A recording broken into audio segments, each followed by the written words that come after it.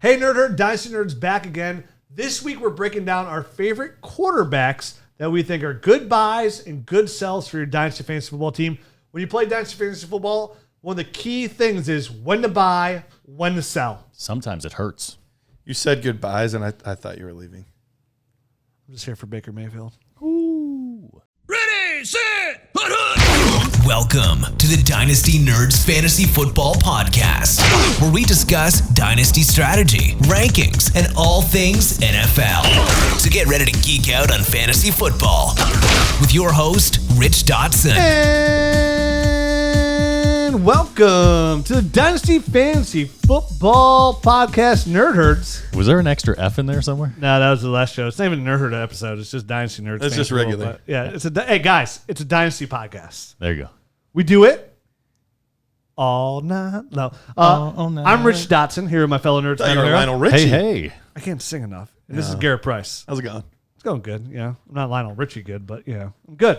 I'm Richie. Richie. If I ever say something, sometimes I'll say the word Richie. My wife's like, "Don't ever say that again." You dare. She's like, "That's a terrible." Has name. anyone ever called you Richie? Like on a regular basis, other than just like being sarcastic? No, I think somebody in my family. I was going to say, I've heard your family call you Richie before. call me like Richie, like something. I've heard your mom call you Richie, just like occasionally, like Occasionally, in a loving way. and I say it in a non-loving way back. You stop that, lady. She's like, "Don't call me lady," but don't call me Richie. Show her who's boss. So we're here talking Dynasty buys and sells. Now, today we're doing quarterbacks. Okay. In this episode, we're going to talk quarterback sells and buys all together. We're each going to pick one guy, a buy and a sell. Nerd episode, same thing. One tight end to buy, one tight end to sell. Smaller group, smaller group. And True. facts are facts. Very good. Yes. Yes. Nailed that. Here are the facts. Next week, we're going to Statistics do. don't lie. Said what you said.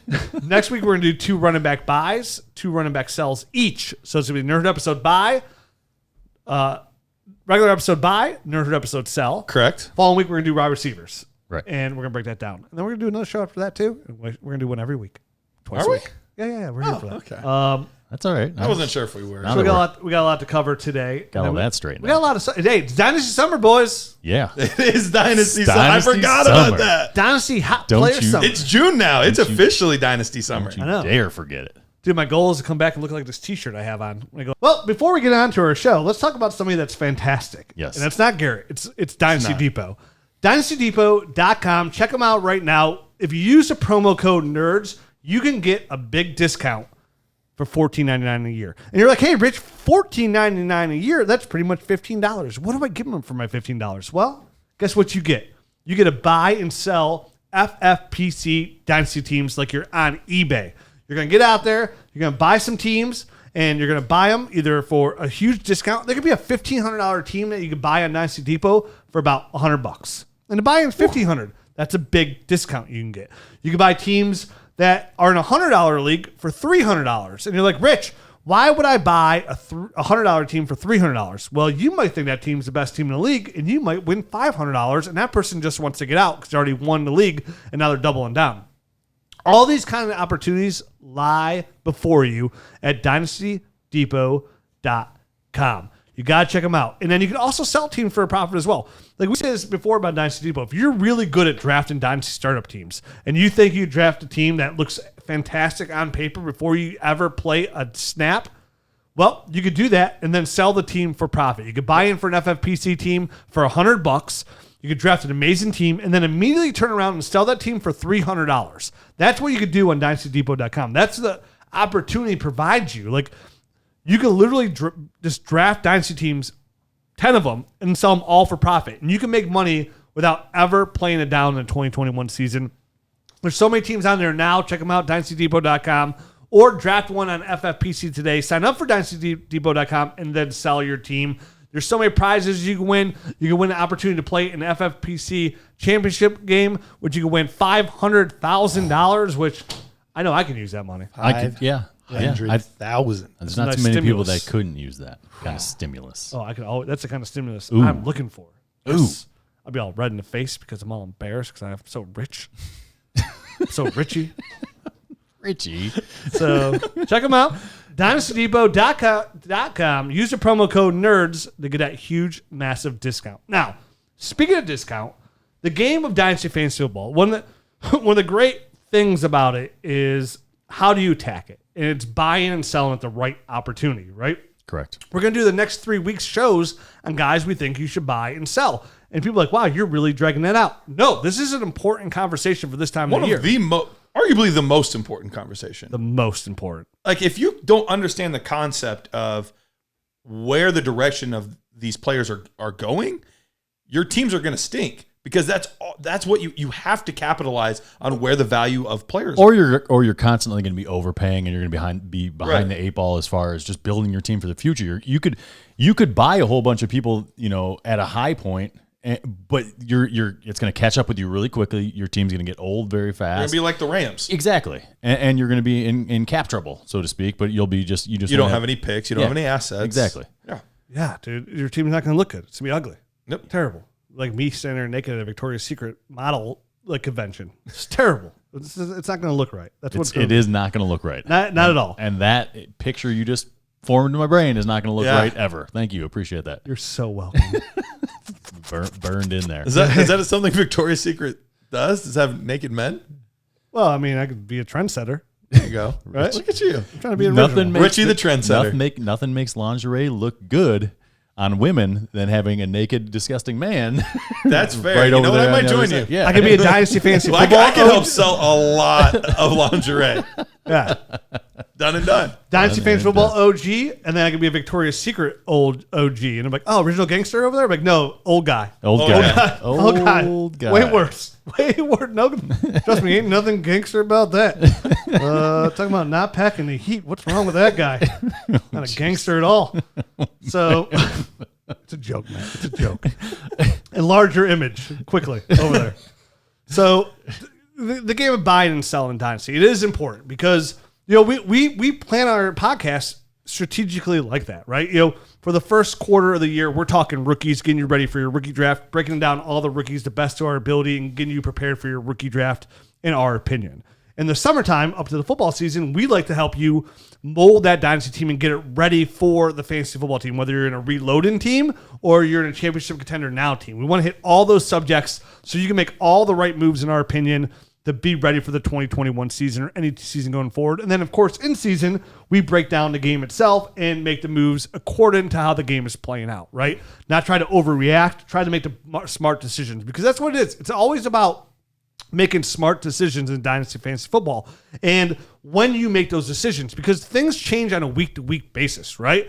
If you go back a couple months ago, you bought Deshaun Watson for 3 firsts. You're like, that's a great deal in Superflex. 1 week later, you're like, oh man, I wish I had all those firsts back because I might lose out. And then right now you could be buying Tyreek Hill, the Tyreek Hill situation, right? Yeah. You buy Tyreek Hill for a first round pick, and people are like, well, he's never going to play again.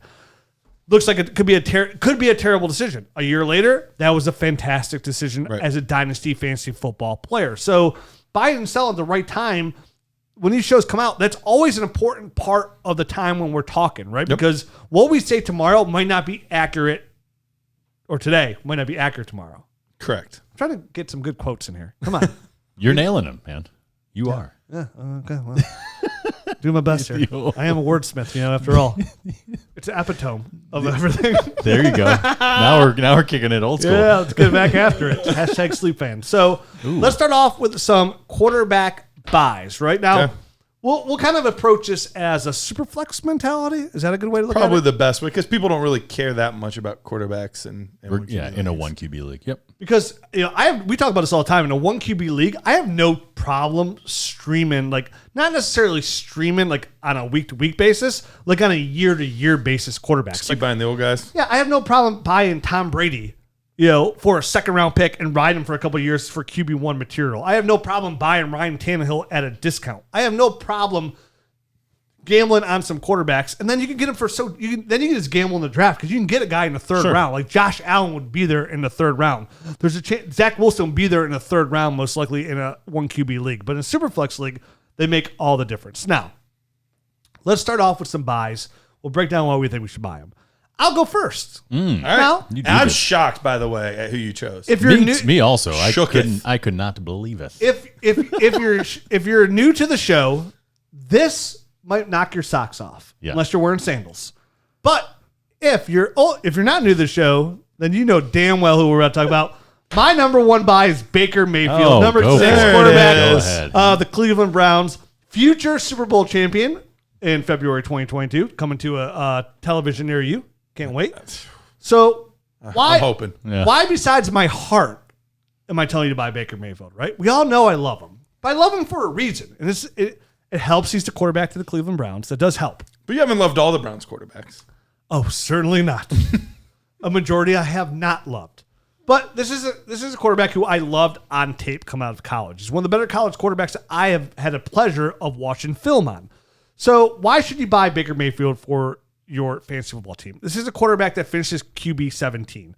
Now, I've been doing a lot of mock drafts lately just for fun on dynastynerds.com. It's been pretty fun. And he's going right around quarterback 14, 15, right around there. Like, he's a mid-round quarterback too. Now, I like Baker Mayfield much better than that. Now, he was QB 17 on the year, and even as on a points per game average, which is another good way to judge fantasy football players on their points per game average. He was QB 17 all around. But I want to dig deeper than that on Baker Mayfield. Now, Baker Mayfield, we got to remember last year as well, had those 3 consecutive games where it was just terrible weather. Gross. And they cannot throw the football whatsoever. So after that, from week 12 on, when the weather subsided a little bit and the sun shined down on my beautiful Cleveland Browns to be a good football team, from week 12 on, Baker Mayfield was QB 8 on the year. QB 8. And that includes week 16 versus the Jets, where his entire offense had COVID and he had nobody around him. And he only scored receivers. Literally, no receivers. He scored 8 points. So despite that week of week 12, he was still QB 8 from week 12 on. That says a lot, because if you bump his point, I did the math. If you average his point per up, they went up a little bit. He would have been up there right around tied QB 7, QB 6 under Tom Brady and whatnot. Sure. So it wasn't a massive bump. And every quarterback has a down game. So I'll take that 8-point game just to prove a point where he was still QB 8 on the year. And I'm not sitting there validating Baker Mayfield as QB 1 overall. It's not going to happen. It's never going to happen. Not in the offense he's in.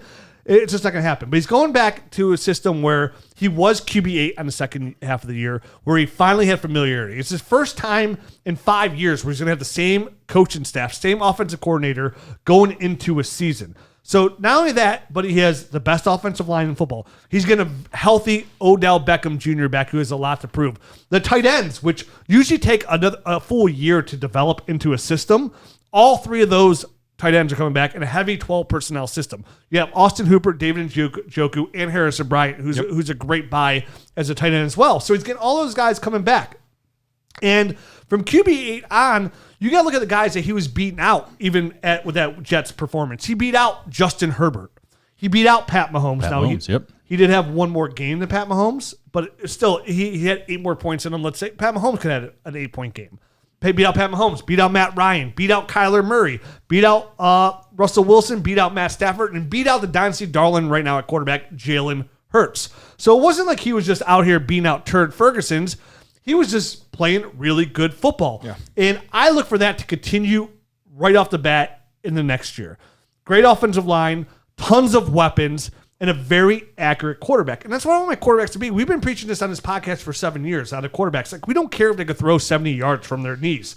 Plays like that don't happen in the NFL. I want my quarterback to be smart. I want to be accurate. It's the reason why Peyton Manning was always at the top of the game. It's the reason why Tom Brady was a quarterback who won again last year in year after, because he gets the ball out quick and he's really smart and he's really accurate with the football.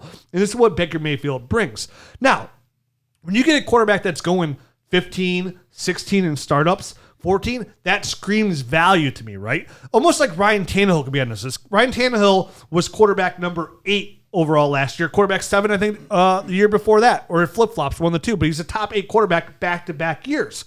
And you can argue Baker Mayfield has a better offensive line. He has equal to run game. He's got better receiving core overall as it stands right now until they get Julio Jones on his roster as well. And a better tight end room as well. So I look at Baker Mayfield as a Ryan Tannehill comp. And then to me, that's a really good thing because Ryan Tannehill for 2 years straight now has been a top 8 fantasy football quarterback. Yeah. So if Baker Mayfield is quarterback 12 overall, where on a position where literally every position you are does make a difference. This isn't tight end, right? Where tight end 6 and tight end 15 are the same guy. Every quarterback, every position you're in, it matters. Like being a QB1 matters. So if Baker Mayfield could finish anywhere from QB8 to QB12 as a QB1, and you're getting him for a quarterback 15 kind of value, I love that. And that's the kind of position moves I like to make in Dynasty Fantasy Football. They're not all like, sometimes I'm flipping good players for good players, right? Like one of my guys who's a sell, he's not a sell because I think he's a bad player.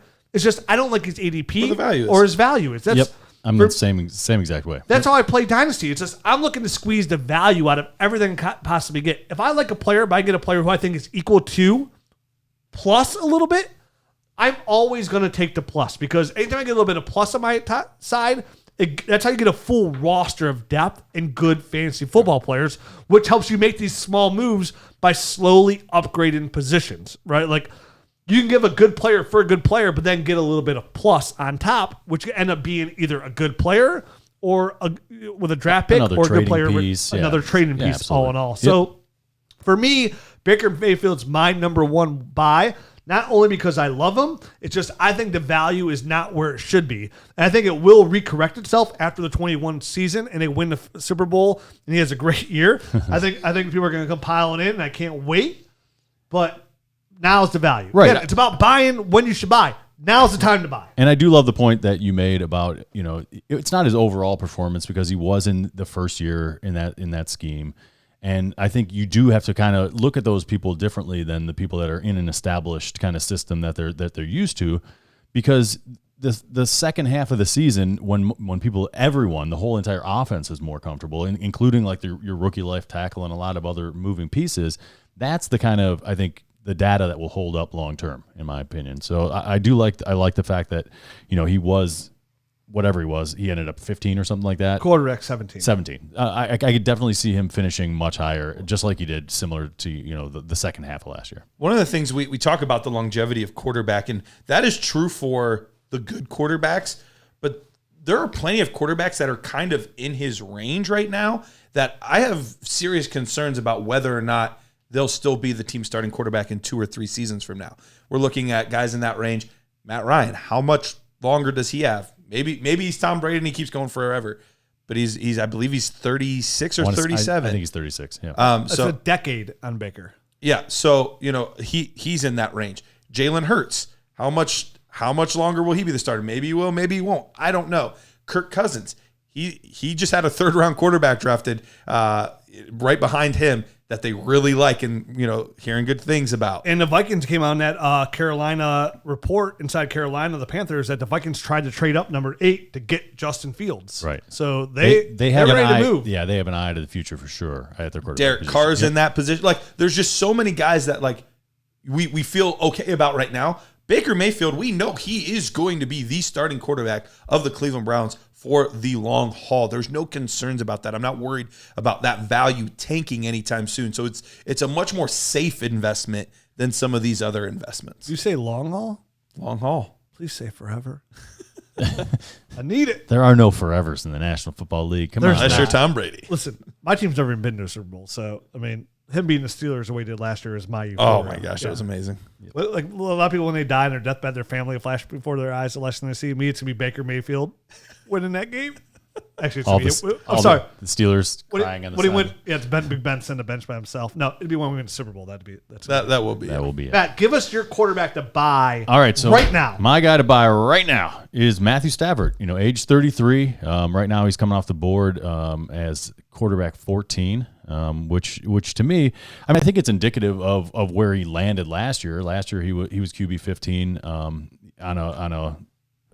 the whole season, and I think 21 or something like that on a points per game basis. So he didn't have the best season of his career last year. Obviously, you go back to 2019, that was the one that he was on a tear. He was quarterback 2 before the back injury.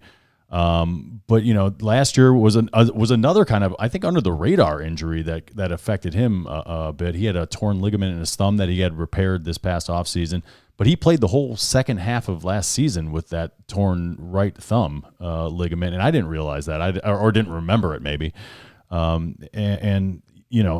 he's also switched teams, which is obviously the biggest news here. He's going from a place in Detroit where really he didn't have very many weapons. I mean, the tight end there was probably the most established guy as far as and Marvin Jones, of course, the old man that never quits.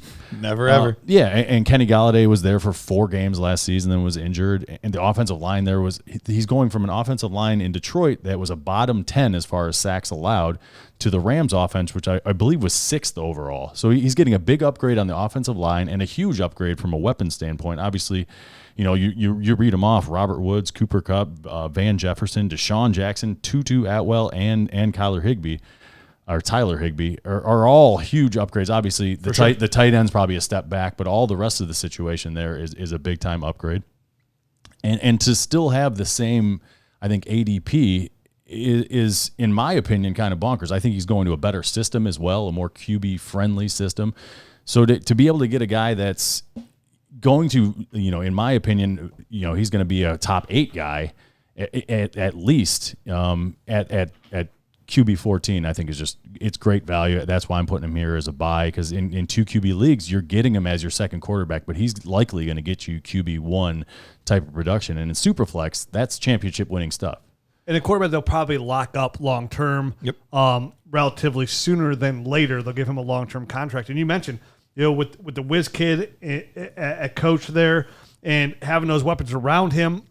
The fact that they're always trying to add weapons at tight end, you know, drafting Van Jefferson high, drafting Tutu Atwell high. They have a plan there, you know, like right. Tutu brings the speed. We all love Van Jefferson's prowess in his route running. Like, he's a real nice sleeper. We always mention Van Jefferson too. It wasn't 2021. It's most likely 2022 that we'll start seeing me a little bit more involved. But Robert Woods, one of the most underappreciated wide receivers in the league. I think he benefits the most from Matt Stafford there. And you're right, somebody who has legit MVP potential. Right. In the NFL, in McVay's offense here, they take a step forward here for the Rams. And he will have the best weapon core around him he ever has. Cam Akers is going to be out there at running back as well. In 2019 was not that long ago. He was on a tear. Yes. The beginning half of that season before he injured his back. So that he was on pace to shatter some numbers there absolutely. As well. He's a talented quarterback with a big arm. In 2019, Matthew Stafford was averaging through 8 games. He was averaging 21.45 points per game. That would have put him 4th per game on the season in 2019. And that was when he actually had some weapons. Kenny Golladay was healthy and all that. So Marvin Jones was scoring 6 touchdowns a game. Exactly. Like, he was on pace for about 5,000 yards, like a hair under it, and almost 40 touchdowns. So he still has it. Yeah. And he's 33 years old. There's still plenty of gas left there for another good 4 or 5 seasons for him to be a very productive quarterback. So he's a guy that I'm buying as well. Yeah, you can get him for 4 to 6 more seasons, which again, you might go, it's only 4 to 6 more years. That's a lifetime playing fantasy football, and dynasty fantasy football. And what do you think the price tag is to get him? I mean, is it a first plus a second? I mean, I think it's more than a first. But you're probably getting first. Like, I bet if in this draft, if you didn't have your draft, I bet you might be able to get Matt Stafford potentially like a mid, like anywhere from pick like 8, like 1.8 and 2.8 down. I bet you'd be in that price range a little bit for Matt Stafford. That's my guess. And you're getting a guarantee. You know what I mean, for the next 5 years. And if you're in a championship window, this is the kind of guy that you want to go out and get as your QB2 because you're getting QB1 numbers out of him. Do you think? And it might be more. Do you think the price tag would be more than a first and second for him? It depends on the league. Yeah. A lot of the leagues that I play in, I value the quarterback super high. So, but I've noticed that the trend lately is the quarterbacks have started to be devalued a little bit more. So you might not have to pay as much to get him as you would think. I wonder if he falls in that old quarterback category where I've seen that price. He's been around for so long, you know, that people might not feels actually. Like he's, exactly. Yeah. It feels like he's 36. He's only 33. I'd be okay in a Superflex league giving up 2 firsts. If they were later first, like the 2020s for 2022, and if I had a late first this year, which you're going to get a really quality person, if I'm in a Superflex league and I have that late pick, which means I'm a contender, even if I have other quarterbacks on my roster, if I have 2 solid quarterbacks, I would still give up 2 firsts for Matt Stafford because I feel like then I already had a good team with the 2 quarterbacks I have. If I get Stafford, that gives me the flexibility to, one, flip Stafford later if I'm healthy, for the recoup the same, if not much. Hey, I want 2 firsts and a second, so to get a slight bump. Plus, if your team's a contender, any first you trade for at that point, are probably going to be worse than what your first were anyways, or trade another quarterback on my roster if I wanted to. They're older to get someone that returned back. And again, that slight upgrade. So I'd have no problem in a Superflex league if I'm a contender giving up 2 firsts for Matt Stafford and his offense and go and shoot for the moon and hopefully he can stay healthy. And that's the thing. When you're in that window, it's worth it. I mean, it's got to be a special circumstance, I think, to give away 2 first-round drafts because you have to be sure that you're ready to do it. But if you are, then it's an easy decision in my Giving opinion. up the 11th pick in 1 year and the 12th in another year. It's not, In Superflex, that's still going to be a good player, but you're never going to get that quarterback. You're not going to get that you're going to be able to plug in at either one of those spots. Most times you're going to be out of that range for the quarterback. So sometimes it's the move to make. And in most years, it's not even as deep as this year where you have 5 guys that you want. Right. Most years you're fighting over 2 or 3 guys. And some of those years, all of them are bad. Yeah. You go back to some of those years where, what was this draft where it was the Vikings took Ponder and it was Jake Locker. Jake Locker. And all these first-round quarterbacks are all terrible. I mean, it's 50-50. So I like that move. I like to be aggressive when it comes to quarterback if I can in Superflex leagues. And a good way to do that is attack the older quarterbacks because they come with somewhat of a discount. If you try and buy Justin Herbert right now, good luck. It's not happening. So, Garrett, give us a guy that you're looking at quarterback that you want to get in on and make some buys on. So the narrative around this guy was super negative last year. Like negative Nancy. No one wanted to touch this guy with a 10-foot pole. And I bought a lot of shares of this player, and his name is Carson Wentz. Okay, all right. Carson Wentz. So they were right last year, though. No, I bought after people got after everyone but jumped you know off what? the I'm bandwagon. glad you said when that they're though. poking him in that pole. I'm glad you said that though Stay because 10 feet, Carson. on a points per game basis, how bad do you think he was last year? I bet it wasn't too bad. Otherwise, you wouldn't bring the stat up. Good point. On a points per game basis, not including the game that he got pulled because he only played a little bit of the game. He was QB 12. He was a QB1 last year. A quarterback that no one wanted anything to do with still put up fantasy points. Only 28 years old. So we're talking about how much time Matthew Stafford has at 33. Yep. This guy's got an extra 5 years on top of that. 28 years old, averaged 18.94 fantasy points per game last season. And I talked about subtracting the one game where he got pulled. That would have been QB 12 ahead of names like Joe Burrow, Matt Ryan, Big Ben, Matthew Stafford. He would have been ahead of all of those guys on a points per game basis last year. Philly's line last year was actually slightly better than I thought. They were ranked 19th in the NFL. He's going to Indy, which probably had maybe their worst offensive line season in a while. Quote unquote there, huh? And they were ranked 7th. So he's upgrading 12 spots for offensive line. The weapons that he had last year in Philly were disgusting. And even the ones that were okay were hurt. So many of those guys were injured for multiple games or chunks of the season last year. So a guy that had no weapons, a subpar offensive line, still ended up being quarterback 12. Now he gets to be reunited with Reich, who he was quarterback 5 with. For me, this is just such a crazy good value because people still want nothing to do with Carson Wentz. You see him constantly being drafted as QB 17, QB 18 off the board. And I think this guy could easily be a top 12 quarterback this season. Yeah, I don't see. That's the thing. I like his situation a lot where he's in now in Indy. I like Frank Reich as a coach a lot. I mean, look what he's done with all the quarterbacks he's had over the last couple of years. Like he's done really well with those quarterbacks. Mm-hmm. And no surprise, Carson Wentz's best year came out from under Frank Reich. His team is significantly better. It's right. It's the reason why I'm trying to get like one of my favorite buys at receiver right now is Paris Campbell for the Colts. Like everybody's talking Michael Pittman. There's T.Y. Hilton. Like nobody's talking about Paris Campbell. He's going right over the radar. Or Paris Hilton. She's the old news. No one's talking about her either. Long time. So that's hot. So for me, like Paris Campbell, the former second-round pick, is a complete opposite of a guy like Michael Pittman, brings that speed. Like I like his upside a ton because of the offensive line, because of that running game, because of Carson Wentz.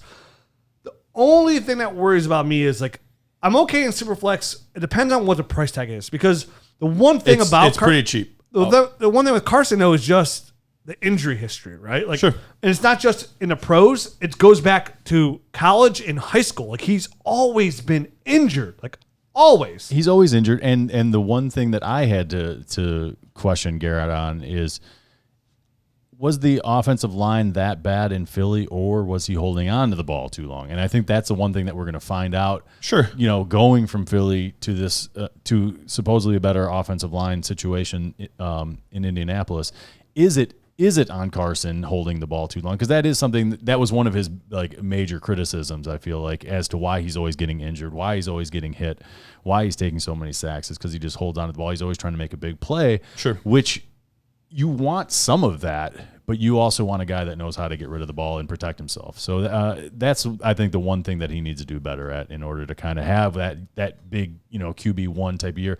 Can Frank Reich coach that into him? Hey, drill it into him this whole offseason, get rid of the ball, don't hold on to it too long.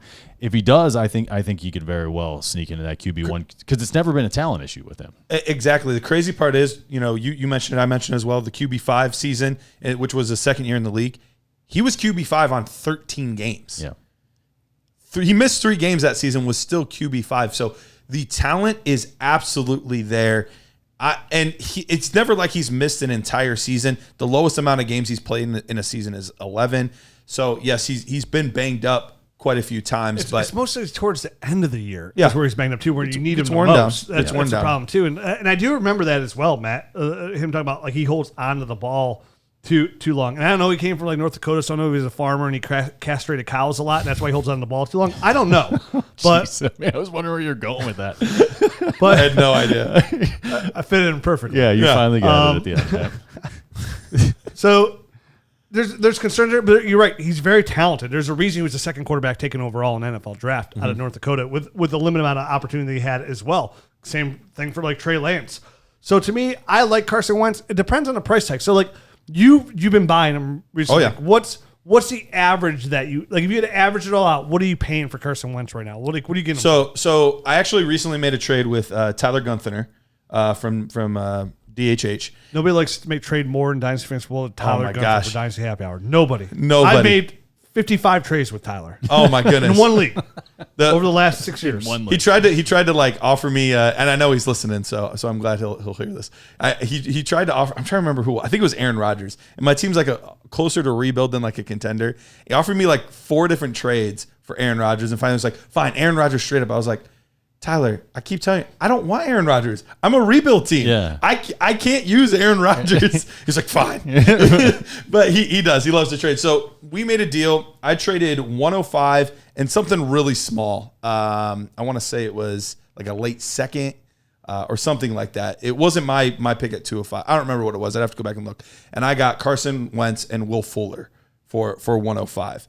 The top 3 quarterbacks were off the board, in my opinion. And I would do that deal all day, because I know what I have in Carson Wentz. I've seen him be a top echelon quarterback. I know that he's starting right away. I know all of these things about him. And I think that might even be a higher end pay. I feel like that's a little bit higher compared to what other people have been paying for him and what I've paid previously for him. So that was the most I've paid for him was 1 first-round pick. Because that's the fringe of where I feel comfortable.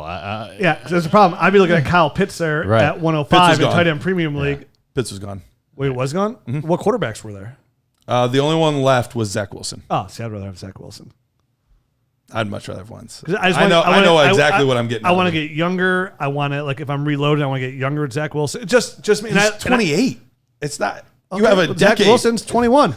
He's 28, but this is his last stop. You know what I mean? If he doesn't, if Frank Reich doesn't write him, he's out. Yeah. He who knows if he ever gets another shot. I'll say this: Injury of all history, the guys that we've combined. talked about, I think he has the highest upside of all 3 of the guys that we've talked about. See, I'm okay with that if Zach Wilson. I'm with you. I'm closer to 1.7, 1.8 range for him. But you love him, so that's. And I got Will Fuller. Yeah. And I don't. So I don't hate the trade. I'm oh, you lost that trade, because you could easily win that trade. It's just. To me, I wouldn't do it. I would feel a little uncomfortable, I think, at 1.5. Sure. Yeah, when you say he's pretty cheap, I'm like, oh, he's going. Oh, that was the most. That was the most. The most you paid for him? Yeah, that was the most expensive deal I made for him. Okay, I could live with that. It's just a little out of my comfort zone. I would do a little bit. I would want it a little bit. So you guys would rather have Stafford over because Will Fuller Wentz? Yeah. Will Fuller to me I would rather have is Wentz. Will Fuller is a filler.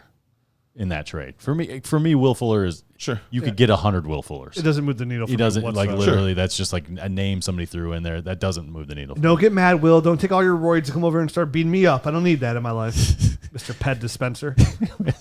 I forgot about the PED. Yeah. Why do you think you stayed healthy all that year? I forgot about that. Well, the good news is on PredictionStrike.com, I did also buy some Carson Wentz, and he was pretty cheap. That's sure. the VAT. Now you're talking. Now you're PredictionStrike.com. talking Now real you're money. bringing it in here to me.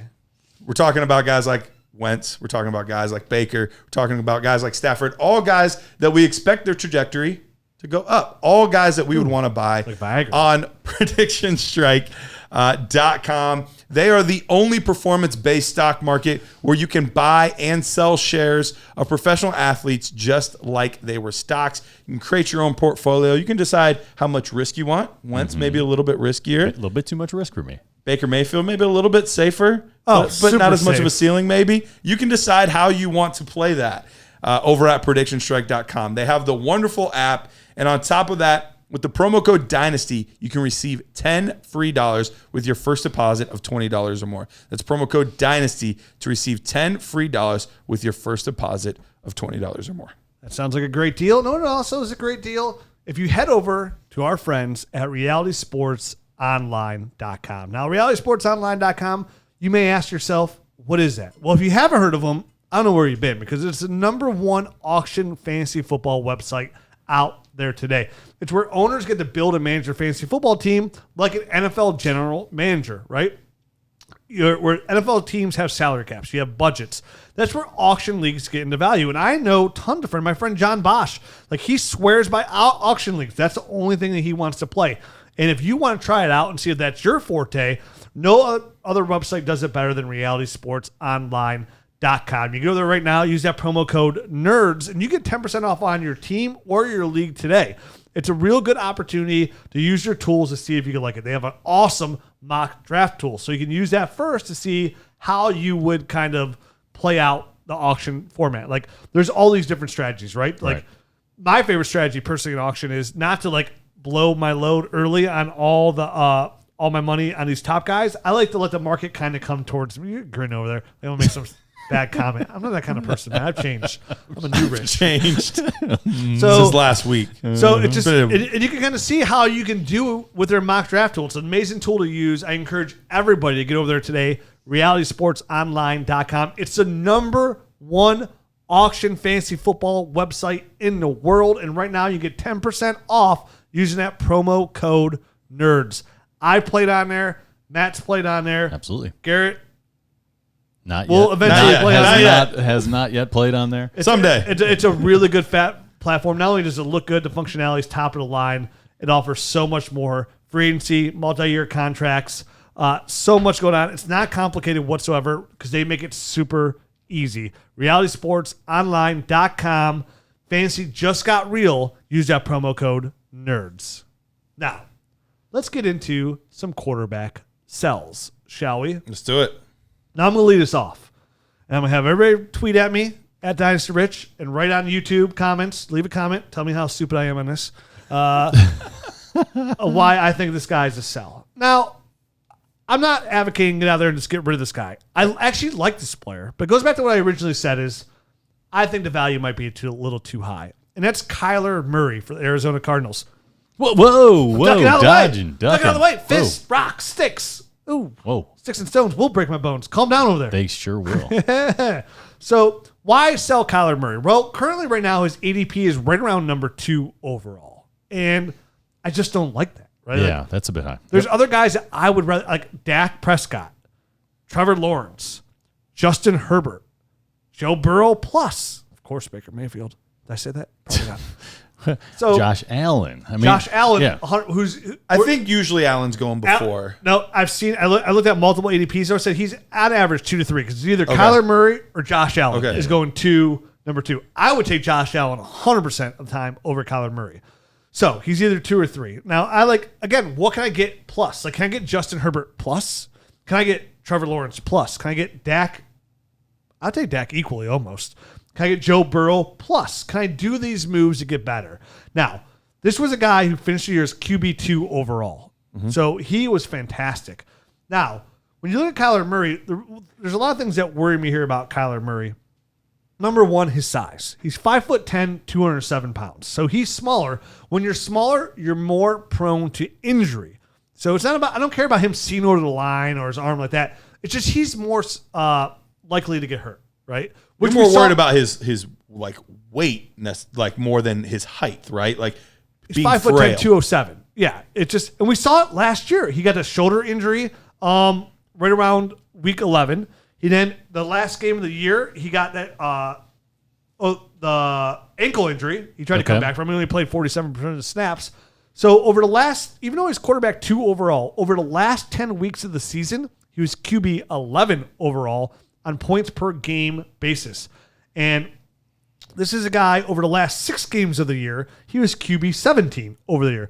Now, if you took out week 17 where he only played 47% of the snaps, he was QB 8. But still, he goes back to that middle of the road quarterback, first QB1, which is great value. I still like Kyler Murray. I don't think he's a bad quarterback whatsoever, but he's also a quarterback that relies on his legs for a lot of statistics. And we've shown over time, over history, those kind of quarterbacks don't hold their value long term. They're a window quarterback. Like Lamar Jackson can be a window quarterback because of his rushing ability. Kyler Murray has a much better arm than Lamar Jackson, in my opinion. Mine as well. But his legs are where it's come at. I mean, he was on pace to be the first quarterback ever last year to rush for 1,000 yards and throw for 4,000 yards. He finished the year with 3,971 passing yards and 819 rushing yards. Now, I know he got hurt last week, week 11, that shoulder injury. He said it wasn't a big deal, but I saw a good stat on CBSSports.com. They had it broken down in his first 8 games and his next 7 games, where his first 8 games, 266.3 passing yards per game, 7.6 yards per attempt, 5.7% touchdown rate, 67.9 rushing yards per game, on 9.5 attempts per game. And he had 8 rushing touchdowns for 33.2 fantasy points per game average. His next 7 games, 250 yards passing, 6.5 yards per attempt, but then he only averaged 39 rushing yards per game and 3 touchdowns, which dropped him down to 23.1 points per game. So you can see where just a slight up-down tick in his rushing ability takes away a lot of his fantasy points per game and his fantasy optimism. So that worries me because they're going to realize with his size, they can't keep rushing him. And I know he's not a rush-first runner, quarterback, right, but still, that's a huge part of his fantasy success. And that's what I'm looking at. I think he could last a while in this league, like a guy like Russell Wilson, Drew Brees, but from a fantasy aspect, definitely when a guy like DeAndre Hopkins leave, where does this leave him? He's going to have to adapt his game, is what you're saying, eventually, just due to his size, and it's going to be at the expense of his rushing, probably. And it's going to hurt his fantasy football points. I don't think he's going to take a big downtick this year, and probably not the year after that, but it's going to be coming here. Yeah. And right now, his peak optimist, like he's not getting higher. He's not passing Pat Mahomes. So if he's QB 2-3 overall right now, If I have him and I'm for sure in a championship caliber mode and I can win now with him, I'm going to try and do that as always. I'm always trying to win. But if I'm even in like 10, 9, 8 range, right around there, I'm seeing if I can flip Kyler Murray and get a little bit more. A guy like I would love to have Justin Herbert for the long haul. I would love to take Dak Prescott and his weapons and what he was averaging last year. Sure. He was dominated before that as well with the solid offensive line. I'm a big Joe Burrow fan, so I'd almost be willing, with already the weapons he has around him, having Joe Mixon locked up, having T. Higgins, having Jamar Chase there with those weapons as well. I think Joe Burrow, 2 to 3 years from now, I believe him and Kyler Murray won't be far apart 2 to 3 years from now. No, probably not. And Dynasty is also a now game and a down the road game. And this is where I'm mixing the two. I'm trying to look a couple years ahead on Kyler Murray, take that ADP, capitalize on it right now because he's literally at peak value. He will never be higher than quarterback 2, quarterback 3. And we can look for guys to come in this year. I can see a lot of these guys. I can see easily see Josh Allen supplanting him this year as the number 2 overall. I can easily see Trevor Lawrence taking a step forward and showing you enough with his athleticism and his arm to go higher in Superflex startups. I can see Justin Herbert, if he has another year like he did last year, jump in Kyler Murray because everybody loves youth. Dak Prescott this year stays healthy, can supplant. He was on pace for as well. I think it was literally 7,000 yards last year passing. Good Lord. Which is gross. So there's good Lord. Just those guys alone I talked about, there's 3 guys would put them all the way down Josh Allen put him down to about quarterback 5, 6 range, right? So he's already taken just those guys alone when they do well. We'll bump him down to about quarterback 6 range, right around there. And when you get those guys, they're not too far off on a points per game basis. Anyways, they're all going to average right around that 24 frame. So this is where it comes back to the plus for me. So if I can get Justin Herbert plus, even if it's where I'm going to target, like we said, like Jared put on there, the 2023 class is really strong, right? Mm-hmm. Maybe I can even do it where, hey, I'll give you Kyler Murray in my 23 second, and you give me Justin Herbert in your 23 first, right? Like you're just moving back. That's the kind of move I'm willing to make because now I just got an extra first in a really strong draft class that we're expecting, especially at the running back position. And I got a really young quarterback that I like a lot, right? If I get Trevor Lawrence, Trevor Lawrence might be harder to make that move with because on a name base, but like if I could get some of these quarterbacks like Joe Burrow plus a 23 first, sure, I'm willing to make that kind of gamble if my team's not guaranteed. Like if I think, okay, I'm winning the ship this year, right? Like if I'm team 8, 7, 6, somewhere in that range, I'm willing to flip Murray for a guy like Burrow plus a 23 first. That entire pool of players there that you're talking about, it wouldn't matter whoever was at the top. Even I'll include Josh Allen in that. Like if I can get extra on top of any of them to get any of the other ones, I would probably be willing to do it because I do think they all have great ceilings. They're all pretty young. They're all good athletes. They're all very, very similar value-wise. So give me the plus on just about any of those guys to get one of the other ones, and I'll probably do the deal. And I think in a 12-man league, you can find one of 11 that will come infatuated with that and make that move. Now, they got to have one of those other quarterbacks on time. But again, sure, there's probably some other quarterbacks on here that I'm also willing to move for at the right price. On a higher scale, right? Because again, I think the plus would have to be bigger is what you're saying. In my opinion, I've said that a lot. In my opinion, I think Kyler Murray's window falls into that running back window, #2 to 3 year window. Like almost all quarterbacks that we've seen. Michael Vick, the king before we saw Lamar Jackson, was in that short area window of fantasy football QB1 high level success, right? QB1 overall, 2 overall, 3 overall. This is tough to say because he was gone during like the peak of his career. Fair. But like it could be like a 4 to 5 year window. Was that saving his body? Would be the counter argument to that. Sure, but it's hard to say definitively that he wouldn't based on the pace he was on. Absolutely. And Kyler Murray is much smaller. Right, so absolutely. It's a size. Like I'm not worried about Josh Allen's running ability and his size. You know what I mean? Eventually I can catch up to him too, but Kyler Murray, I think we've seen it with guy Cam Newton. It can catch up to you that you have to adapt eventually. You can't just sit there and get beat up. I mean, well, we already saw it, and the proof is in the pudding already. Granted, like you can never predict injuries. Right. But he had 2 injuries that affected his fantasy football output, right? He hurt his shoulder. He said it wasn't that bad. His fantasy numbers dipped by 10 points per game after that little shoulder banged up. Yep. And that was from the next 7 games after the season. So that was the rest of your season. And then the last week of the year, he hurts his ankle. He only played 47% of the snaps, and he has to come out. Came out the first, came back in, tried to play, but we're not getting fantasy points. So you're going to... Also, having Kyler Murray, you're going to have to deal with that. Like, it's going to be hard for Kyler Murray, in my opinion, going forward, to not be banged up at times if he's going to play like that. He doesn't have the body to take the hits from these defensive players as a quarterback to still have high success. And if you dip down that running back points, 39 rushing yards per game is fantastic. It is. But you're talking about a 10-point per difference game if he has to cut that back a little bit. We're talking about now in a regular season, we're playing one more extra game, right, in the season. Everybody's got to move their playoffs back a week because there's a bye week in 14. So now you're asking Kyler Murray to be successful for you for 14 straight weeks, minus the bye, for 13 straight weeks. To me, that's a lot of ask of his caliber, of the caliber body that he plays with. So for me, I'm going to just take this opportunity when he has an ADP of 2 or 3 overall in a Superflex league and just cash out and get somebody who I feel a little bit more comfortable with for my liking and try and get a little bit on top. All right. So let's move on. My next guy is going to be a very similar argument, I feel like. But I'm going to go with Lamar Jackson, who right now is going off the boards as QB4. Same points. So yeah, so it's going to be. We didn't plan this, so let me apologize ahead of time, I guess. But obviously, this is a guy. 2019 was the MVP, #1 quarterback overall, and we even mentioned, we see a big time regression coming in 2020, and it came to fruition. He ended up being, I think, quarterback 10 overall, and quarterback 12 on a points per game basis. But I dug into the stats a little bit deeper, and at the beginning of the season, weeks 1 through 11, he was averaging, I think it was 26, a little bit over 26 pass attempts per game. And during that time, he was actually way back at quarterback 11 or 12.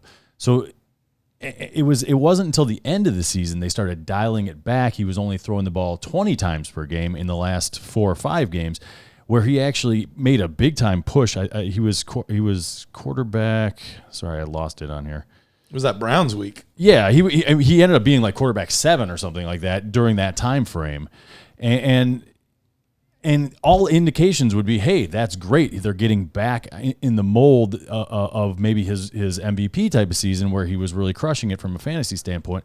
But then they go out this offseason, they make a concerted effort to go get more pass catchers. They're talking up the offense about how they're going to pass it more. And to me, last year showed that there's kind of, with him, there's a converse relationship between a pass attempts and actually his fantasy output. So I don't personally want to see him passing the ball more. I want to see him in a controlled passing game where he's throwing the ball 17 to 20 times and he's rushing the ball and relying on his legs for the big plays, because that's, from a fantasy standpoint, that's how he scores points and does well and is a difference maker.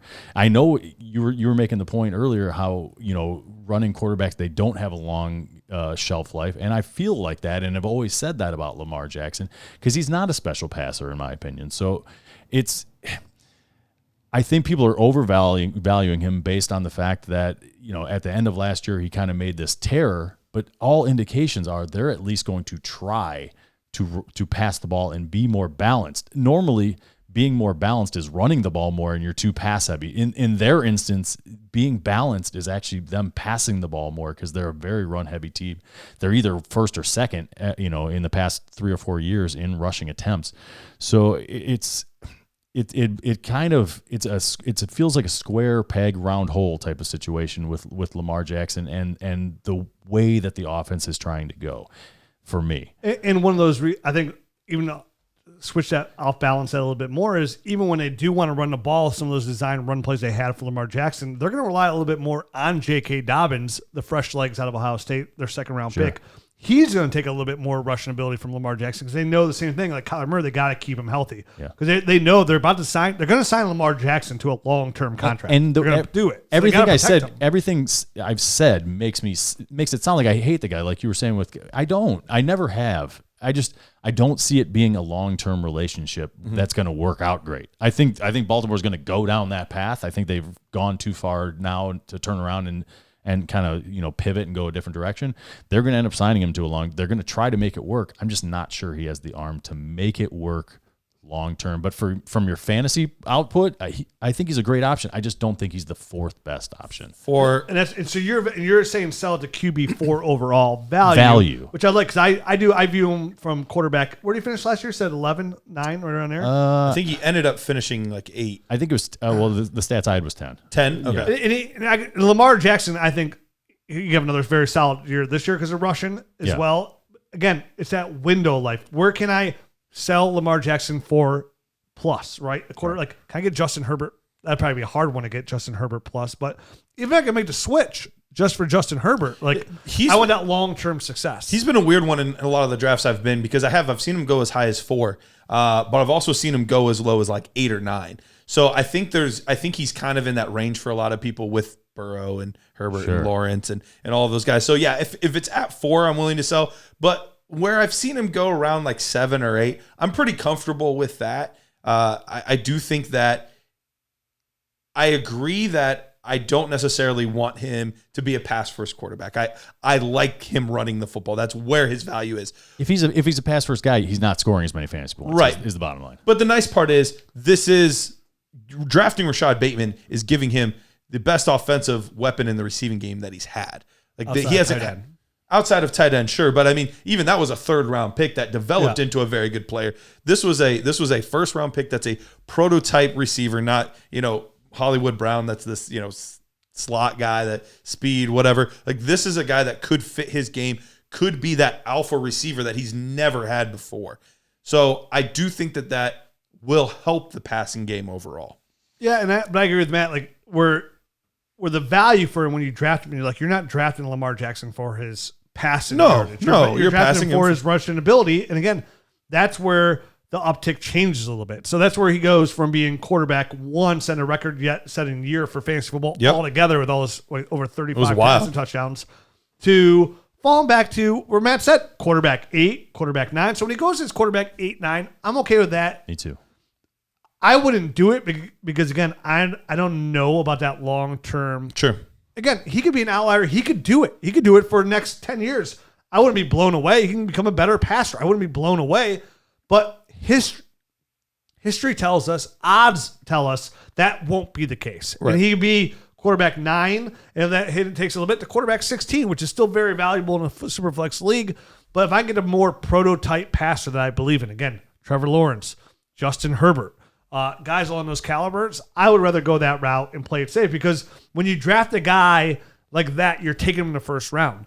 And in a Superflex league, that first round pick is super important because you're taking a quarterback, and there's only so many quarterbacks to go around in Superflex leagues. And if you're going to base it on Lamar Jackson, to me, you're telling me like I'm going all in right now to win, which again, it's not a bad strategy to play, but I like to try and win now and have that long-term vision as well.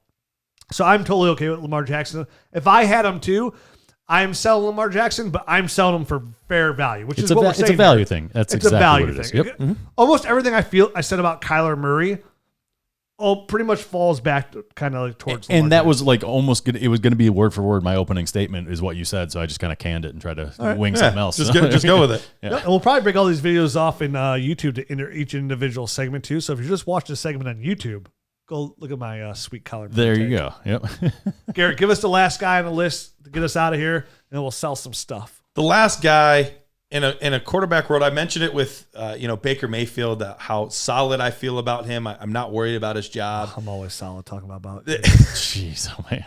Jalen Hurts is the opposite of that for me.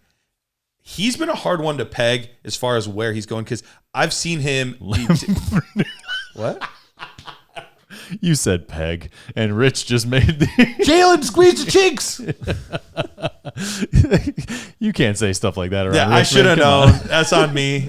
I wasn't even there mentally. I have a the very look- immature sense of humor. The look Very I got. you talking about trying to peg? Well, I'm having a hard time keeping track of where he's going in drafts. As far away from you as possible. So I've seen him go as high as QB 11. Okay, a little rich. I've seen him go as late as QB 18 off the board. That's fair. So Yeah, that's probably good. And so this was kind of the caveat with it.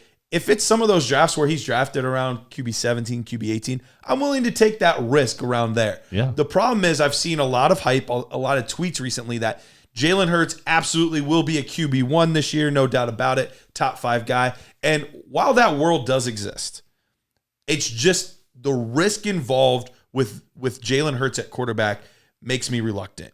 It's a new head coach that wasn't there when he was drafted. Making him earn it too. Sounds And like he's making him earn it. They haven't officially named the starter. Now, we all know it's going to be Jalen Hurts, because a world where Joe Flacco is starting over Jalen Hurts we would just watch it all burn to the ground. Jalen Hurts will be the starter week 1. Absolutely, positively. I still don't like that the coach won't say it, though. Like, it bugs me. But he will absolutely. The problem is, I still don't know that he is an accomplished passer of the football. He's not. Didn't have a single game last year where he passed over 60%, had a completion percentage over 60%. All of his games were below. Yep. He's going to have to make a quantum leap. He is. Yeah. He had Do it, Scott some Bauer. nice games early, Thank you. but as the season went on, more and more poor games. And then that last game of the season, only threw for 72 yards, only rushed for 34 yards, and then was eventually yanked by Nate Sudfeld, or for Nate Sudfeld. Suddy. Now, there's conspiracy theories as to why that happened. Yes. But he still had basically the entire game. He was yanked in the 4th quarter. Sure. So he had basically the entire game, still only did all of that. I don't necessarily, I might even be slightly higher on Jalen Hurts than you guys. I don't think he's a terrible player. I don't think he's a bad player. But with the risk involved, I don't want to play the quarterback position with that much risk in Dynasty. If you want to do that in redraft, go right ahead. Yeah. The upside is there. The ceiling is there. He could absolutely be a top 6 quarterback this season, and it wouldn't shock me. But I haven't seen enough for him, kind of like how it was with Drew Lock last year. I just haven't seen enough consistently for me to say that he will be a star, he will be a hit, and I'm just not willing to take that risk on Jalen Hurts. I'm with you 100%. I would not take the risk at all. If you want to take the risk at 18, I'm okay with that. But we talked about it when he came out in college. Like, we were not a fan of his arm. And like you mentioned, he didn't throw over 60% once last year. Like, I'm still not a fan of his arm. And yeah, they add Devontae Smith. I love it. Keep it short and intermediate. They have Jalen Reagor. I like it. You know, they have Dallas Goedert, stud muffin. But I'm not overly confident in Jalen Hurts to be the long-term quarterback. I think he could fall into the category of being an exceptional backup quarterback that come in here and win you a couple games. But the more you watch him, the more tape you get on, the more you'll be able to stop him as an NFL defensive coordinator. And there's tons of other guys out here that I would like. I'd much rather have Carson Wentz over Jalen Hurts. Oh, yeah. And he's a hot name in the Dynasty community. So I'm 100% selling him right now because there's really good value there on a guy who I believe is going to be a short-term Dynasty fantasy football quarterback. He's a redraft quarterback because this is the same guy at his own college where he got benched, right? Like, he got replaced by Tua Tagovailoa. Yep. So there's a lot of guys out there where Jalen Hurts, you can get proven guys. There's leagues out there where my buy was Baker Mayfield. You could trade Jalen Hurts straight up for Baker Mayfield. And to me, that's nutty buddy, right? Like, I'm not about that nonsense. No, I mean, I think you hit the nail on the head when you said he's a really good That's how you hammer? A really good backup quarterback. Have you ever seen this nail guy? on the head. Yeah, you ever seen him install floors? That's Hammer exactly time. how he does it. But like, what's the difference between Jalen Hurts and like a Tyrod Taylor from 8 years ago, or you know what I mean? Like, Yeah, very similar. very style similar, player. very similar style of players. You know, they're going to win on the ground. You know, the game has evolved since then to make it probably a little bit more friendly for that For sure. for these type Absolutely. of players. But at the same time, neither one of them are great passers of the football, and that's what it boils down to. To me, I think he's got a backup quarterback arm, and without the legs of a guy like Lamar Jackson, because he's not at that caliber. I just don't know how you can operate in the NFL for a full season. I don't without getting exposed. I don't get it. Like, people love his legs. Like, it's weird because people talk about Jalen Hurts like he's like Dynasty gold. He wasn't even Dynasty gold last year. Nobody averaged, and granted, because he technically played in a lot of games. 15 games. He averaged 7.5 points per game, right? On the season, which again, that's kind of like painting him with that's jaded. Yeah, that's making an excuse on there, because then if you want to take the quarterbacks that average more than him, everyone averaged more than him. So I know that's not a bad stroke, but again, I don't think without his legs, he's nothing. So he's just not that fantasy football quarterback. Can he get better? Yeah, he's a real smart kid, talented enough, can operate a system. But again, he's an exceptional backup for me. Like, he's like a Nick Foles, right? That's where he falls in the category. He would have to make a Josh Allen type of move, in the offseason with his accuracy, in my opinion, in order for him to stick around and be a quarterback in the NFL. And we've seen it done. I mean, Josh Allen did it just a few years ago. So I'm not saying it can't be done. I'm just not betting on it. And you're passing up too many guys there. When you take a quarterback 18 overall, you're passing up too many guys that in a super flex league where 2 years from now, you'll be like, where did I blow? Like, where did I mess up my team? Like, oh, it's a Jalen Hurts pick. You know what I mean? Like, when we look back at it, you're taking them in top 6 rounds, most likely. In super Jalen Hurts. flex, yeah, absolutely. So when you look back, At least. one of those huge errors, if you have 2 of those in your startup in the top 8 rounds, like, you're set back. Like, that hurts you. You just can't miss. Definitely. And the problem is you can't miss at quarterback. You're starting off with a rebuild if you do that. Because you're setting yourself way too far back, because it's the hardest position to replace in Superflex leagues. So when you're passing guys like you mentioned, Matt Stafford, I would much rather have that. Carson Wentz, I'd much rather go that way, because I like the long term and I like the upside, which is much higher. Because Jalen Hurts, to me, even his upside, like if he pans out, he's an okay quarterback. He throws for 3,000 yards and he rushes for X amount of yards. Like, I still think he falls in that. I think he'd be like a category. 700 to 800 yard rusher too. I mean, I don't think he's a guy that's going to get you 1,000 yards rushing and a crap load of touchdowns or anything. And listen, 3,000 yards in a 17 week season isn't as good. That's the kind of player I think he is. You know what I mean? Like, to me, he's locked in as a QB2 and like a low-end quarterback too, most likely in my eyes. And granted, he can finish there because of quarterback injuries, missing games, things like that. Those odds give you that boost. But what's he going to average per game? You said his ADP is anywhere from... I've seen him taken as early as QB 11 and as far back as like 18, 19. And if you can get QB 11 numbers, sell him right now. Yep. You know what I mean? That's if that's somebody in your league that has him valued that high, boom, that's your target. You go get him and cash out right now. Like, let me give you guys a couple names real quick, just before we get out of here, that you'd rather have. If you'd rather have Jalen Hurts, and these are going to be older guys, Jalen Hurts or this player, Ryan Tannehill. Tannehill. Yeah. Easily for me. Yep. Kirk Cousins. I'll take Cousins.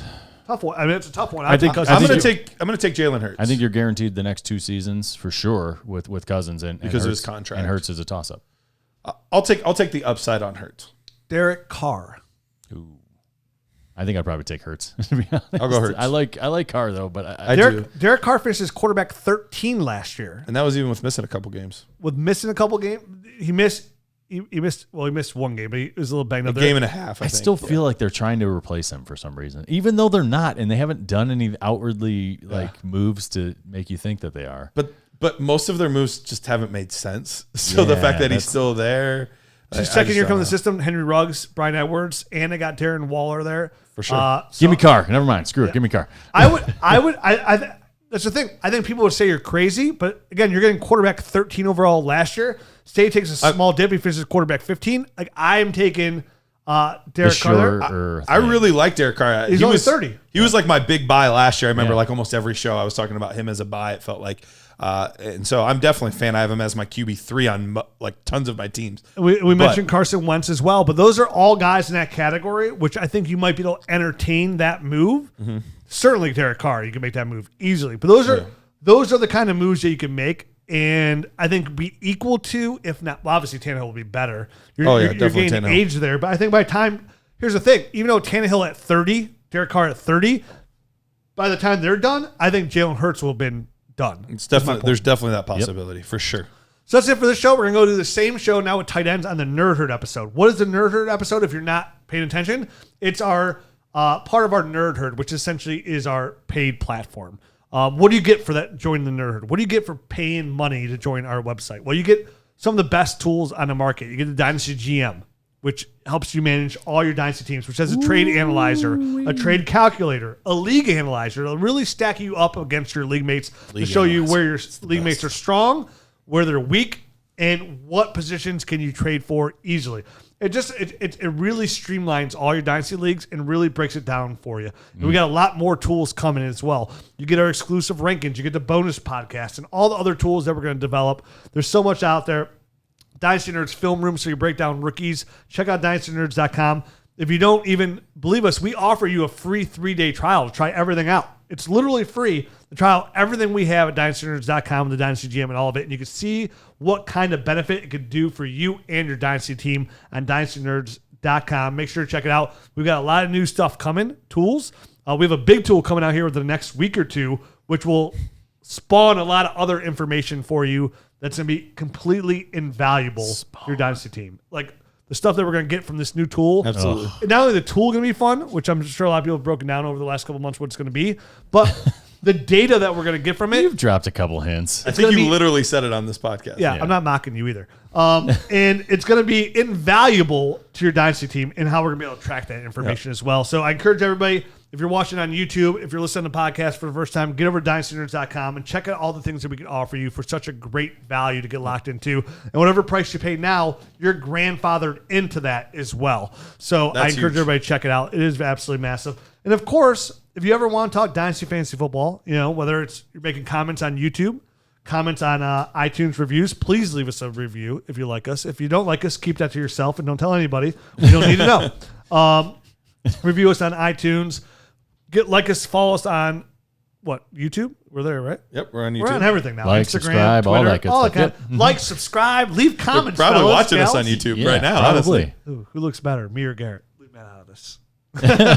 So check us out. And of course, if you ever want to talk Dynasty Fantasy Football, I'm at Dynasty Rich. I'm at Dynasty Matt. And I'm at Dynasty Price. And we'll be back next week breaking down running backs. Running backs. Run in, Buy them all! Buy them all! Run in, run in, run in.